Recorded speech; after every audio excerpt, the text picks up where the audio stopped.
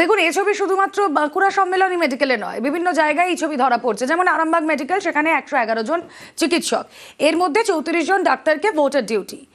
এত ডাক্তার ভোটের কাজে চলে গেলে চিকিৎসা পরিষেবা লাটে উঠবে, তার বলা অপেক্ষা রাখে না। আর এই নিয়ে উদ্বেগ হাসপাতাল কর্তৃপক্ষের।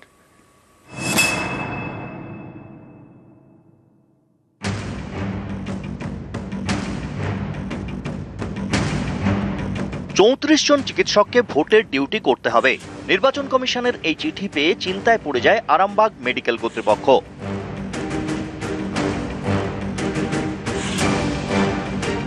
আরামবাগ মেডিকেল কলেজ ও হাসপাতাল হুগলির আরামবাগ মহকুমার 6টি ব্লকের বাসিন্দাদের বড় ভরসা। পশ্চিম মেদিনীপুর, বাঁকুড়া এবং পূর্ব বর্ধমানেরও অনেকে এই হাসপাতালে যান। প্রতিদিনই ভিড়ে ভিড়। আরামবাগ মেডিকেলে চিকিৎসকের সংখ্যা 111।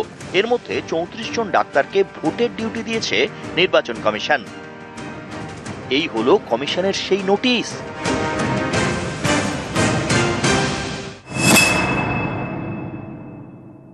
তো এত বড় একটা মেডিকেল কলেজ, এই মেডিকেল কলেজটার মধ্যে যদি সাধারণ মানুষের পরিষেবার ক্ষেত্রে একটা ঘাটতি তৈরি হয় এই ইলেকশন টাইমে, আমার তো মনে হয় এটা একটা বিরাট বিগেস্ট ইস্যু হয়ে যাবে সাধারণ মানুষের ক্ষেত্রে পরিষেবা পেতে। তো সেই জায়গায় আমার বক্তব্য এটাই থাকবে যে আমার মনে হয় এটা সরকারের ভাবা উচিত। পেশেন্ট এইমাত্র আমি নিয়ে এলাম, অ্যাক্সিডেন্ট হয়েছিল, তো ডাক্তারের অভাব আছে। এগুলো নির্বাচন কমিশনের সামনে ইলেকশন আছে, ওগুলো তো 36টার মতো ডাক্তার উঠিয়ে নিয়েছে। তো সেই হিসাবে মানুষের যে ট্রিটমেন্টগুলো, ইমার্জেন্সি ট্রিটমেন্টগুলো হয়, ওগুলো এক হবে না ঠিক মতো।